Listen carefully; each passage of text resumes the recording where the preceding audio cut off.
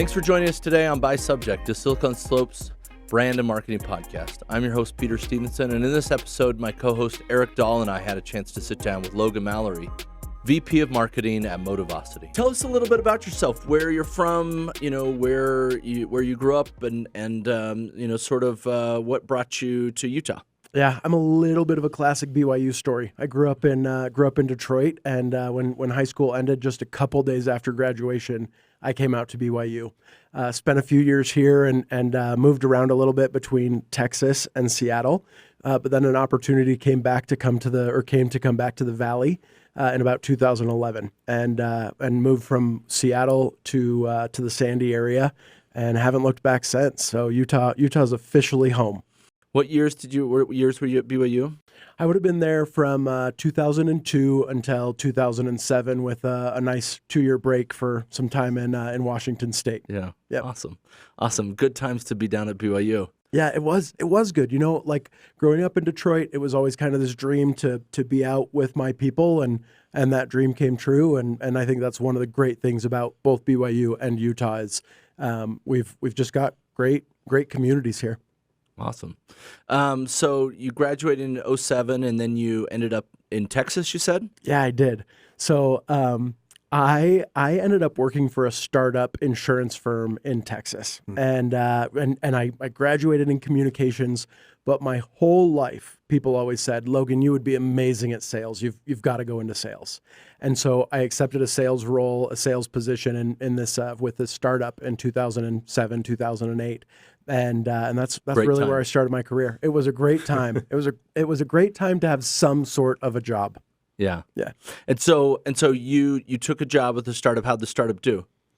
If I can be really honest, it was 3 of the worst years of my life. And for a lot of reasons. One of them was I learned that people had said, "Logan, you'd be great at sales."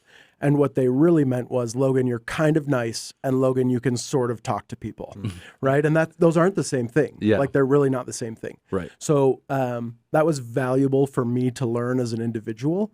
The startup is now a publicly traded company. They're very successful. It was not a culture or an environment where I wanted to be. And so, earlier in my career and in 2008, you didn't jump from job to job. Yeah. And so part of me just felt like I had to muscle through it, and I didn't really know what I wanted to do. I didn't really know who I was. And so I just muscled through these 3 years at the startup, but it was emotionally brutal. I only have a handful of reoccurring dreams in my life, and one of them is that I wake up, or that I'm all of a sudden working there again, and it's like the 29th of the month, and I have to hit my quota in a day. Sure. Yeah. So it's like the reoccurring stuck in school dream, Yeah. but on a professional front. That's exactly it. Yeah. So there's some people there I really appreciate, and I absolutely can see how it led me down a great path. It was a hard 3 years. That's all there is to it.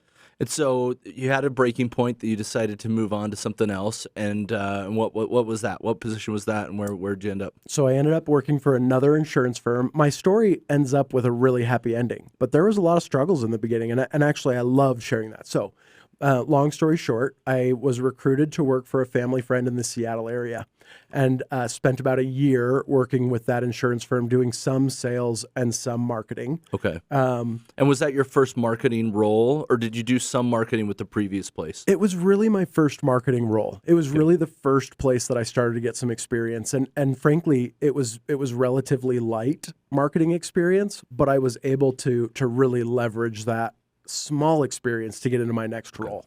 So another crucial part of my story. In that process, were you akin to the fact that, like, okay, I'm enjoying this. This is, getting the creative juices flowing. Did you feel like, studying communications, there was an idea that that's Sure. probably what you wanted to pursue, but in that initial role, were you connecting the dots and thinking, okay, this is I'm digging the marketing thing here? Studying communications was the fastest way through college, Okay. right? So Yeah. it wasn't as intentional. As intentional as I wanted it to be. I really thought sales was going to be my career. That's what my dad did. Both of my siblings were in pharmaceutical sales. I put myself through college selling ad space for a niche publishing company. And so I really thought it was going to be sales. When I was in that role in Seattle, I was working again for this family friend. And after about a year, 10, 11 months, I started to really question what was happening in the business. And you don't see this part of my LinkedIn, but I literally, I would go to work at this small insurance company. The owner would come, he'd spend a little bit of time in the day, we'd chit chat, we'd go to lunch, and then he'd go home. And after about 10 months, I just thought, I don't understand how this company is working. I don't understand where the money is coming from. And that led to a really serious conversation with my wife where we said, we've got to find something new. And one of the projects that I had taken on was I was asked to explore an email service provider. He had basically said, hey, we don't have an email service that we're using. Again, this is 2010, right? So They had email then, I think. we had Just email. barely, though. We had Barely, email, but not the same way that we have it now, right? Yeah. The mass usage of email wasn't as intense. And so really he had sent me on this project or on this RFP project to go find the right tool. And that's when I started learning about A/B testing. And I it just went off in my head. And I realized that I could impact the business and the revenue like a sales rep would without some of the risk and the emotional damage that a salesperson has to take on. And that's where I started to say, all right, I can help drive a business and help a company win without having to have recurring nightmares about sales. And that was really where my path led down to marketing. And so from that experience, you said, look, I need to be in marketing. A/B testing and email was the thing that got that spark going. So the company that I had sold ad space for was LDS Living Magazine, right? Which in 2005, when I was putting myself through college, was its own little organization. While I was in Texas, that company got purchased by Deseret Book. Right. Okay. And so suddenly I'm having questions about what's happening at this company in Seattle.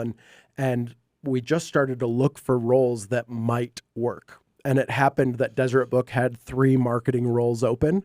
And they might argue whether this was true or not. But the way that I remember the story is I literally called the hiring managers and I said, I'm coming down to Utah for a wedding and I will be interviewing with you for these 3 roles. I basically pounded down the door and said, I'm coming. So I don't know if you want to call this fate or divine guidance or whatever you want to call it. So not only had the company I worked for been acquired by Deseret Book, someone that was in my congregation in Texas had also moved up and become a VP at Deseret Book.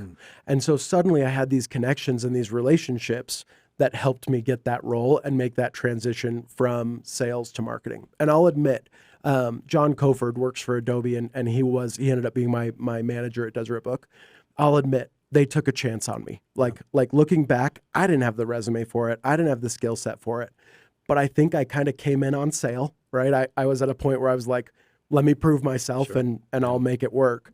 And they were generous enough and kind enough to give me a shot at something. And I can look back at that experience as a pivot in my career and my family and my self-confidence. So you mentioned like a John Coford. Were there other mentors or was there like a particular mentor that comes to mind, during that time that helped really kind of facilitate your growth and help take you from entry-level Logan Mallory into who we know Logan Mallory is? I mean, because within the marketing realm here in the Silicon Slopes area, your name is very well known. But that's nice of you. Tell me, did you learn from somebody along the way, and what was that process like? I've been insanely blessed my whole life that good, kind men have taken time to invest in me. And so in high school, that was Mike Messmore, the English teacher that was never even my teacher, but just somehow kind of took care of me. For a while, it was Drew Egan, who helped me get my Eagle Scout and got me a job one summer, and mission companions, and Matt Shumway, who was my manager at that startup, who that was a hard time for me, but Matt made it great and made me better. John Coford. Ryan Miller was that member of the congregation that have moved up there. Mike Ward, I can, Joe Staples, Scott John, I can just go on forever and list these people that have really changed who I am, both professionally and personally, because of their investment in me. And I don't think I deserve it, and I don't know why they decided to help and support me, but I have an endless list of mentors that I'm super grateful for. Can I ask about that? You talk, really lovingly and kind of beautifully about all these people who had a profound effect on your life. What was it that they did that was so special or unique or beneficial for you that gave you that opportunity, that did the thing that you needed as a human being to grow to where you are? Can I give a couple answers there? And again, I'm kind of speaking in blanket statements, right? I think one thing that the mentors in my life have helped me do is look at things through a different lens, right? I think as and we don't have to get political or PC, but as a white Mormon 38-year-old male, I naturally look at things through a certain lens, right? Like my experiences give me a certain lens. Sure. And my mentors have helped me say, hey, think about it from this perspective. Think about it from the customer perspective. Think about it from the executive level, right? And just by challenging me and forcing me to reframe how I'm considering a problem or an opportunity, I've gotten better. And what I'm able to do is now when my team members come to me, I can say, great, you nailed that. But what about looking at it through this other window, right? And so I think that's been really helpful for me. I've had mentors that haven't made me feel stupid when I screw up, right? I can think about John Coford, and one time it was like my first week on the job, and he was telling me, I don't know if I can tell this story on a podcast well, but I'm going to try it. So we'll cut it if it sucks. If it sucks, you cut it. I was designing an ad, and he's like, Logan, put a triangle across the corner and do like a call out on the discount, right? Like I was literally doing B2B pricing B2C pricing. He's like, put the discount percentage in the corner. And I didn't know what he was talking about with the triangle. So I went to the designer and I was like, hey, can we just put a triangle in the corner? And I literally, instead of like cutting off the corner, it was just a floating triangle in the ad, awesome. Like just floating in the middle of the ad basically. And, other bosses might have been like, who did I hire? Or like, you're an idiot. Or like, and John and I, we just giggled and laughed. And one day I sent him an email and I was like, I miss our floating triangle, right? Like to be able to make mistakes and have someone like, just be okay with that is a really big deal. I tell this story, Scott Johnson's the founder of Motivosity. And a couple of months ago, or about a year ago, he took us out on his boat. He's got a boat. We went up to, I don't know, Deer Creek probably. And I was driving the boat while he was surfing, right? And this is the whole marketing team's on the boat and he's taking his turn. And as he ended his run and I turned the boat around to go get him. And I don't really drive boats and I am prone to exaggeration, but I promise I turned into our wake and a bathtub full of water just came into his boat. And I kind of like cringed and was really like, oh, what did I just do? And Scott I go, Scott, I'm sorry. And he looked at me from the water and he goes, Logan, boats are meant to get wet. And that really changed like how I felt about being able to make mistakes with Scott. Right. And so, I mean, those are a couple of examples. One final one, Joe Staples. I worked for Joe at Workfront. Joe was the CMO and I didn't report to him. I had a VP in between me and Joe. And I was doing my MBA, my executive MBA. And I had been with Workfront for about a year when I finished that. And Joe pulled me into his office and he said, hey, Logan, bring your family tomorrow. Like bring your family at 3:00 tomorrow. And I didn't really know what was going on. But at 3:00, Joe had balloons and cupcakes or cookies or something. And he brought the marketing team together. And for 5 minutes, he let me talk about what I've learned. And he said, Logan's worked really hard to balance these two things in his life. And he gave me about 5 minutes to talk. He said probably 2 sentences or 3 sentences about me, sent my kids off with some balloons, and that was it. That's not a manager. Sure. That's not a CMO. That's a mentor that cares about you. And so those are examples. Like hopefully those are some professional and personal examples of what people have done to contribute meaningfully to my life. And that's huge because, understanding at each step of the process throughout your career, you've had that support and obviously that's paid dividends and hats off to you for recognizing these individuals and the roles that they've played in your life and your development. So going back to your career projection or evolution, you went to Workfront and then walk me through what's transpired since Workfront leading you up to Motivosity. Yeah, let me share this and I hope this is super helpful for the audience.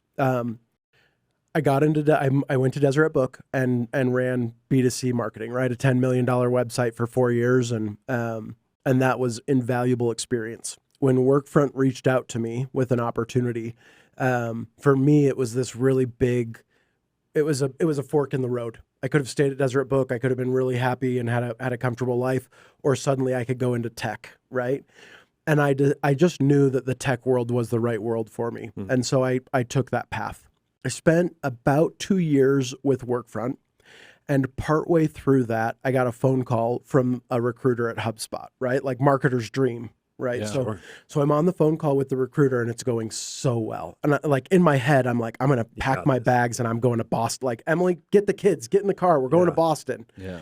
At the end of the phone call, the recruiter says, hey, really quick, tell me about the ad budgets you've managed, right? And I was running SEO, I was running the website, and I was like, I manage a couple $100,000, mostly on licenses and tools.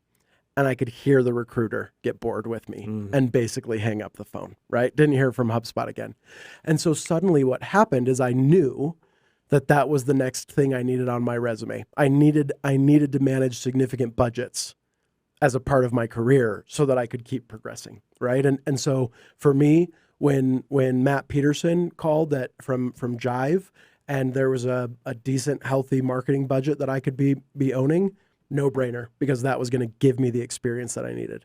Loved my experience with Jive, which got acquired by LogMeIn out of Boston, and I stayed partly because I wanted that public company experience. Sure. I wanted to know what it was like to look at marketing from a 4,000 person company with international markets and having to report to Wall Street every quarter. Yeah. And so I got that part of the experience.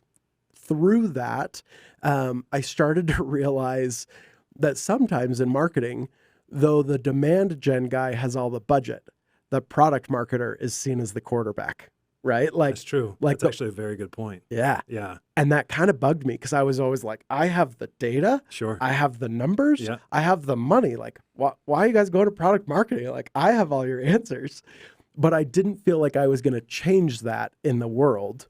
And so then I started to say, I need to be responsible for product marketing. Like, I need to be responsible for the brand and product marketing.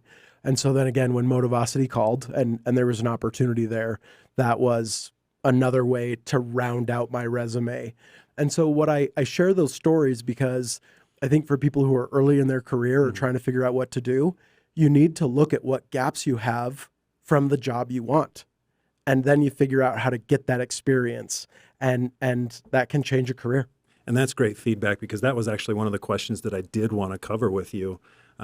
Living here in Silicon Slopes, there's a lot of energy. There's a lot of things that are moving and shaking, but what is there to learn for an upcoming marketer? What do they need to know? And I think that's so important, what you spoke about, where it's like, okay, if you're looking at your resume, where can you plug in the holes, and how can you utilize that to get to the next rung on the ladder? Yeah, it's you have the word that I would use is you have to be intentional. Yeah. Right? And you can't be thinking, oh, I got laid off today, I want to be X. You have to be thinking, I own my career, and I'm going to figure out how to get that experience so that in a year and a half or 2 years, or when I'm unhappy at my job, I can make that transition. So those who work with you or have had the opportunity to work with you throughout your career, how would they describe Logan's style when it comes to marketing? Oh, gosh. When I'm interviewing people, lots of times they'll say, like, tell me about your style or something along those lines. And what I end up saying is, I'm a really bad manager for some people. If you need a to-do list and you need me to hold your hand and tell you what to work on next, I'm the worst manager in the world. I'm not necessarily super organized. I can move really quickly and last minute, and that doesn't work for some team members. But if you are the type of person that can look around the room and find a problem, then I'm gonna help you figure out how to solve that problem, right? Like, I'm gonna help you look at it through a different lens, or overcome the political issue with the team member that's struggling, that like makes it hard. And so that doesn't really answer your question about what kind of a marketer I am, but I guess that goes more towards a management style. Sure. When it comes to marketing, like I default to analytics and numbers, right? Like, I was responsible for sending out a 500,000 subscriber email twice a week at Deseret Book. That's what I cut my marketing teeth on. And so you better believe I was looking at every click and delivery rates and looking at like our margins on the products that we were promoting. And like, I just became obsessed with those numbers, and that's pretty hard to let go of. Sure. So I love to say that within marketing, you have your artists and your scientists, but I think it's fair to say that what you're telling us, you're very much within the scientist corner. Yeah, I am on the scientist corner. And again, part of the reason and maybe this is exposing too much, maybe I'm being too transparent. Part of the reason for taking the role at Motivosity was to be responsible for the art so that I could strengthen that skill set. I love it. Yeah. That's awesome. So you mentioned emails, and as you're talking about sending out these email blasts to 500,000 people, what's one bit of information for marketers who are listening in when it comes to email blasts that they could learn from Logan Mallory? Here's what I learned from one of my mentors. Marketers get sick of their message way sooner than the audience does. Right? And so when you're sending something out, whether it's a product or a promotion or a message, you've been looking at it as the marketer for quarters or months at least, right? Like you've been trying to frame it. How do I say this in an email? You've been going back and forth with the creative team on how to visualize it. You've sent out the email 2 or 3 times. You get fatigued way earlier than the customer does, right?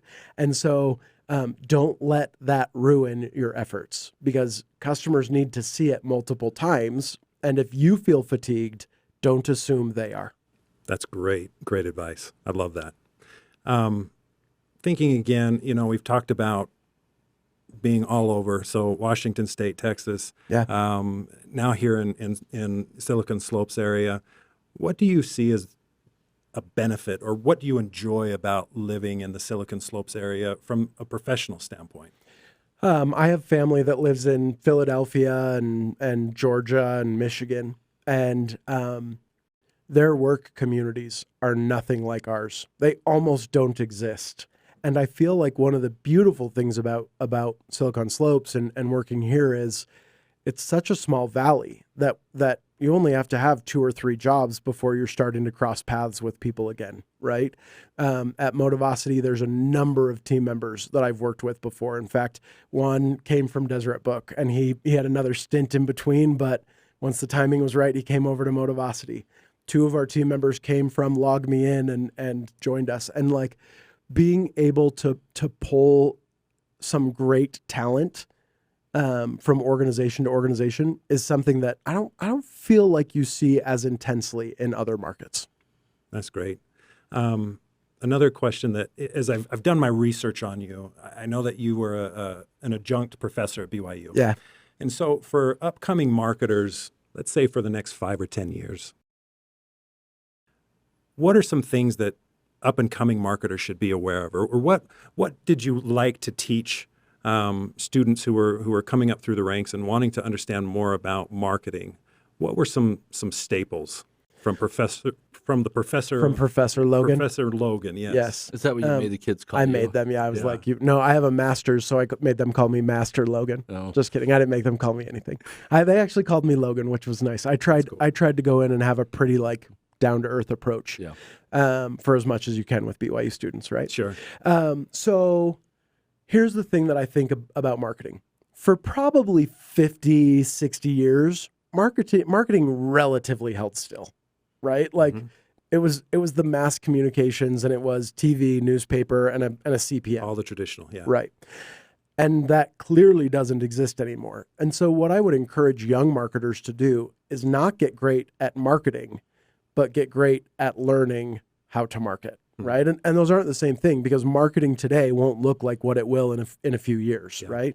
And there's great examples of that. Like I think about Levi Lindsay, who's in the Valley here, and Levi is probably the I don't know if I'd say the biggest TikToker, but certainly from a B2B perspective, he's leveraging TikTok better than anyone in the Valley that I know. Sure.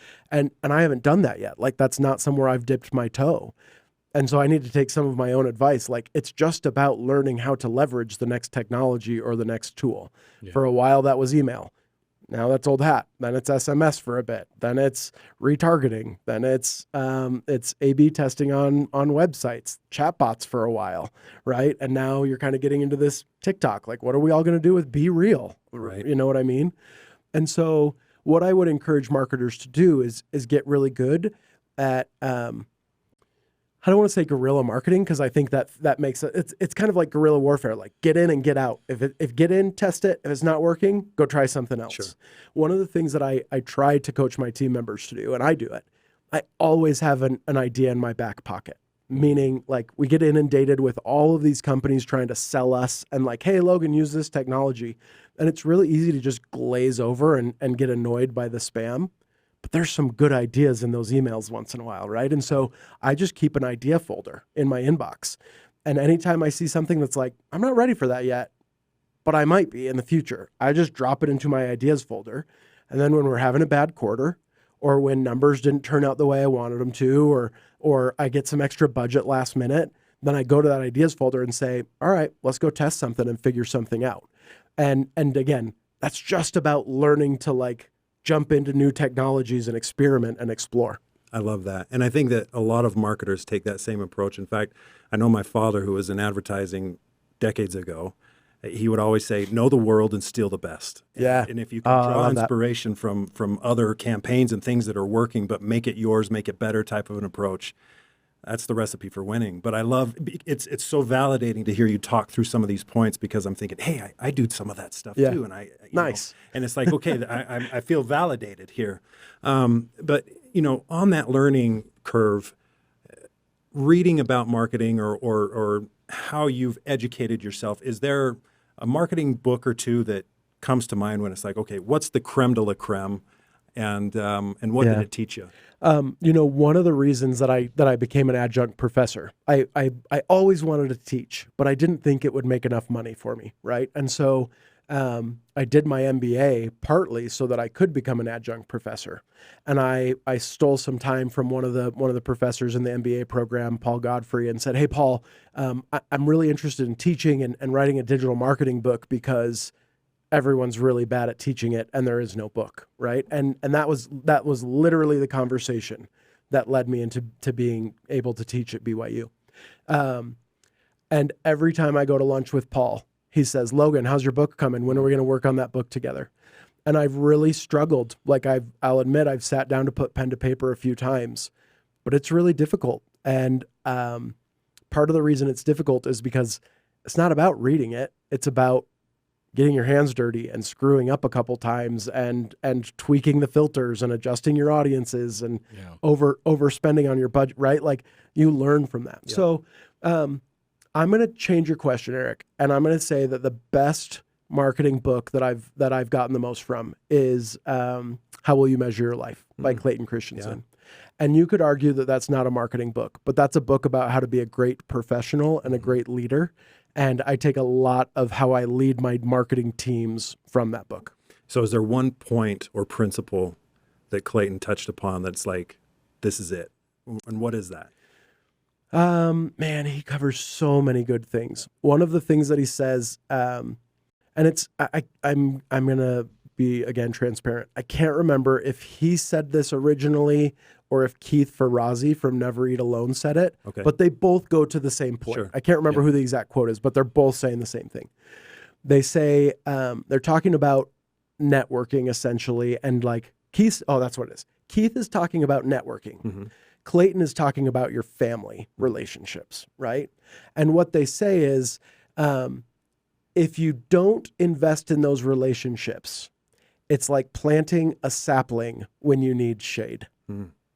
Right? So like, if I go work 70 hours and I don't spend any time with my kids, and then all of a sudden when they're 16, I want a relationship with them, I'm planting a sapling when I need shade. Yeah. If I'm one of the people that just got laid off and I haven't spent any time on LinkedIn or networking or going to lunch with people, and then all of a sudden I'm calling everybody saying, hey, I'm out of work, can you help me? Yep. I'm planting a sapling when I need shade.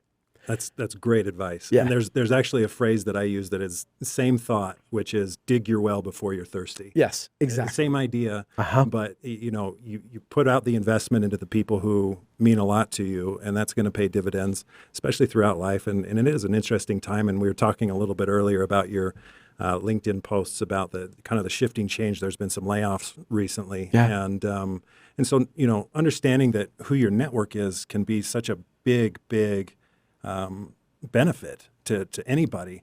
But for those who are looking for jobs, do you have any advice for them? Yeah, I do. I have people reach out a good amount, and they're like, "Hey, Logan, I'm looking for a job. If you see anything, will you let me know?" Mm-hmm. And there is no world in which I can help with that. Right? I'm busy. I have my own job. I have my own kids. I volunteer. I want to watch Netflix once in a while. Right? Like I can't keep that at the top of my mind. But when you're looking for a job, if you will go to your network or your friends or your family and you say, give them something specific and actionable, then I think that makes that so much easier for them to help you. And what that looks like is, Logan, I've been looking at this role at company X. You know person Y at company X. Can you make an introduction for me? I will help with that all day long. All day long, if you say, Logan, I need you to introduce me to this person, or do you know someone at that company? I can do that. But if you just say, can you help me find a job? I can't, I don't have the mental capacity to do that. Sure.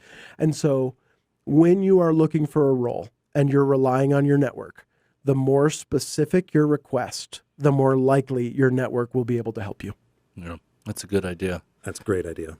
I'd love to hear a little bit more about what your day-to-day is like over at Motivosity. So, did you come in at the role you're at now, or did you get promoted up to that? And then, what are you doing day-to-day? What is your, what does the marketing mix look like for what you guys are doing over there? I'd love to hear more specifically about what that looks like. Yeah, so I came to Motivosity in the VP role. Joe Staples was the CMO there. And again, I worked for Joe at Workfront. And Joe retired and is doing some consulting. He's actually doing his MBA right now too, so he can teach. Joe moved from that role, and I came in at the VP level on the executive team. So I'm in the same role that I came in about 2 years ago in. Grew that team pretty significantly. There's a good number of us on the marketing team now. What does our day-to-day look like? And I probably have multiple competitors listening to this podcast, which is great. So here's the story. Our brand is very lively and really fun. And so we get to do things that you don't normally get to do. So, for example, we made Yeti stuffed animals. They're these Yeti plush. I should have brought some for you. They're these Yeti stuffed plush animals, or stuffed plush animals, and we take them to events with us, and we'll bring a Plinko board to our events, and people can win them. And I've watched grown women cry over winning that Yeti stuffed animal. And so I share that because that's kind of the tone for my day today, right? And one of the reasons I have almost always worked for great companies with respectable products. Workfront, amazing. Jive, fantastic. Log Me In, great. But, and I mean this with all due respect to these companies in the Valley, kind of boring products. Project management software, business phone systems, web conferencing, that's boring, right?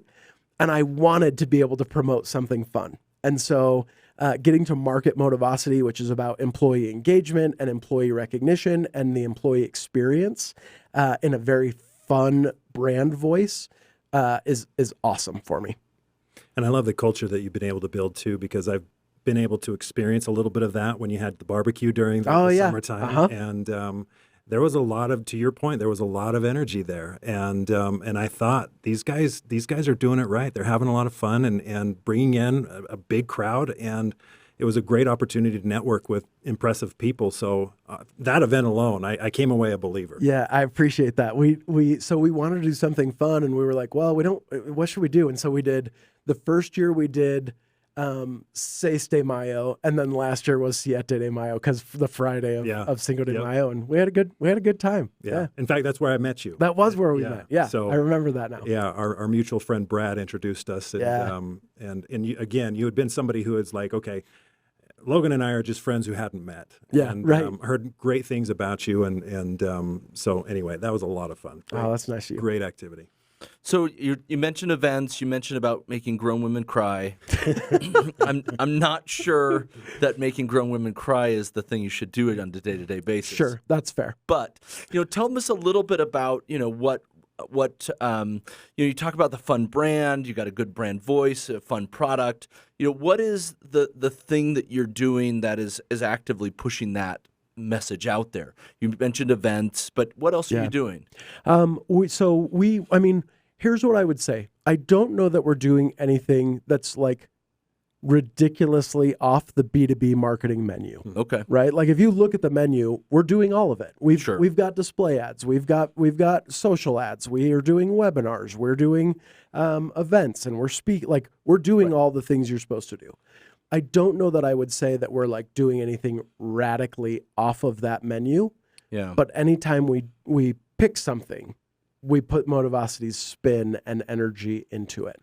One of the things we're working on right now is they're essentially case studies, but we're calling them culture studies. Sure. Right? And so because we're all about impacting culture and changing culture.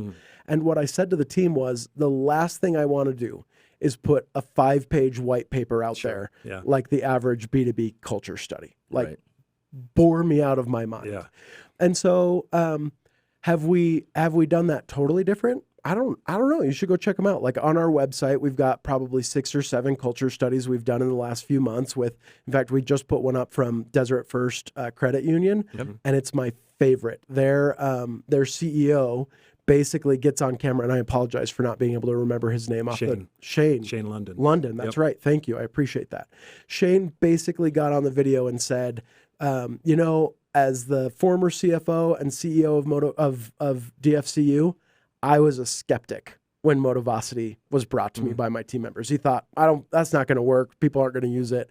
And then he said, it's changed our culture, and it's a foundational element, and it's helped us grow. That's a testimonial gold mine right there. It is my favorite video, like the skeptic CEO turned believer. It's literally my favorite video. So the videos are great, but then on the culture study webpage itself and on the PDF that we've created, we've really tried to co-brand those. So you can see Carl the Yeti lemonade stand, right? Derek and John running lemonade stand down in the Orem area.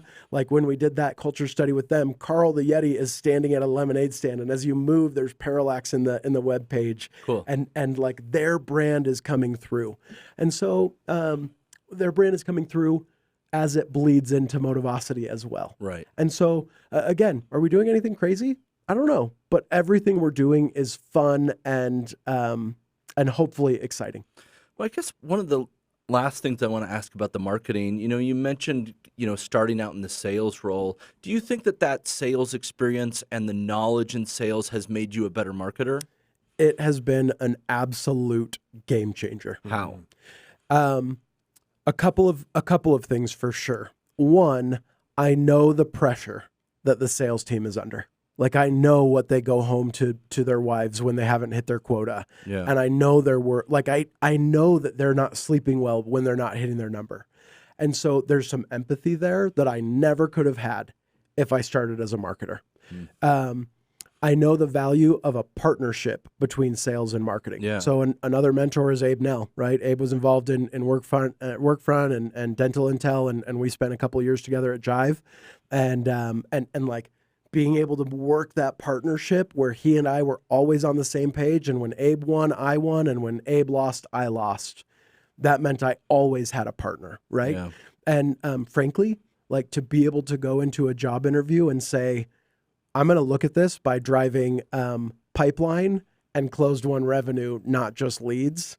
That changes how people see me. And absolutely that 2.5, 3 years in sales before I jumped into marketing. I guess it was probably 3.5, but that absolutely has made me a better marketer. It sounds like you're saying it made you a better marketer by being able to work internally in the company, but has it made you better at focusing the message outward? I've never thought about it that way, and so I think my answer is no. Okay. I think it's mostly made me a better internal partner. That's good to know. Yeah. All right. So the last question, Mm-hmm. what are some restaurants, bars, coffee shops that you think people should go to? Oh, goodness. Well, I have a bunch of recommendations in Whitefish, Montana. What is one in Whitefish, Montana? We went to, I can't remember that. I can tell you It's right what, where it is. 7 hours away? It's like 7-8 hours Yeah. away. I wish I could remember the names. I should have looked them up. There's a barbecue place in Whitefish, Montana, Okay. and it's like Porky's or something. Okay. There's not that many barbecue places. Y- That right. one's exceptional. Okay. And then we had the Pizookie, the cookie ice cream at dang it, I should have brought a map. We should have Googled this at like the Italian pizza restaurant on the Okay. kind of the corner of the main strip. No, Those were okay. both fantastic. All right. So those are Whitefish. What about here in the Silicon Slopes? You know what? My wife and I, we love Mazza, right? Like Mazza Grill. That one's a really big one for us. And I wish I was more fun. Like I love good food, but I have 4 kids, and so like you would be surprised how much a family of 6 I would be Mallory's can surprised. eat Costa Vida. Yeah. Like we just eat a lot of Costa Vida at my place. That's all there is to it. So it's Costa Vida rather than Cafe Rio for you or any of the others? I appreciate both organizations Great. very much, Yeah, great. but at default, I default to Costa Vida. What's the go-to order at Costa Vida for you? I could not be any more plain. I am literally a pork burrito smothered with black beans, Okay. but I don't order anything from either restaurant unless I get the side of ranch to like pour on it. You pour the ranch on the burrito. That's Absolutely. On the smothered burrito. On the smothered smothered burrito. burrito. Yeah, Yes, yeah, that's so it's- exactly okay. right. Yes. Okay, I've never done that. You haven't? I've never even thought about doing it. They won't even question you. They know what they literally have the ranches like prepackaged to give you. They know that's coming. You're good. Go try it. Okay, so that is a solid recommendation. Yeah. All right, Costa Vida with the family. With Love the it. family. I wish I could be more creative there. You know what? Here's my creative one. Yeah, Ruth's Diner up at the mouth of the canyon. yeah. That's Which canyon? I haven't been there. It's up Immigration. Yeah. Okay. It's you got to get the biscuits. It's worthy. Yeah. Yeah. You know, on Sunday morning they've got this little, like Indigo Girls cover band that Yeah. plays. It's Ruth. You're It's- far enough up it's the the best. canyon that it kind of feels set aside, and they have an outdoor patio that feels you got to sit outside. really different Yeah. than Utah. That's a good one. All right, I got one more. You have to wait probably 2 hours to sit down. Yeah. Okay. All right. Yeah. Well, that's proof in the pudding right there. Yeah. The other one, Yeah. and this one is up or just at the mouth. I think it's of Big Cottonwood Canyon. Okay. Is Porcupine Bar and Grill. Yeah. Oh yeah. You've been there? Porcupine's Yeah. great. I love Yeah. that. Their nachos, their nachos good. that they bring out. That's as good as it gets. Yeah. Love Porcupine. Besides Ruth's and Costa Vida Ranch. After a day of skiing, Porcupine's really, really great. Yeah. Love it. All right. Well, thank you so much for being here. We'll see you around the valley. I appreciate you both. Thanks for letting me hang out with you. Bye.